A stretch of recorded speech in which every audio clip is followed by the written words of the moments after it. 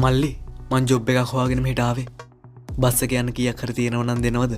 අඩේ අපි ගාව නෑ බං. අනේ මං බොරුවක් නෙමෙයි කියන්නේ. තේරුම් ගන්න. නෑ කිව්වනේ බලන්න යන්න. ඒ මල්ලි මොකක්ද සීන් එක? අයියා මං ජොබ් එකක් හොයාගෙන මෙහෙට ආවේ.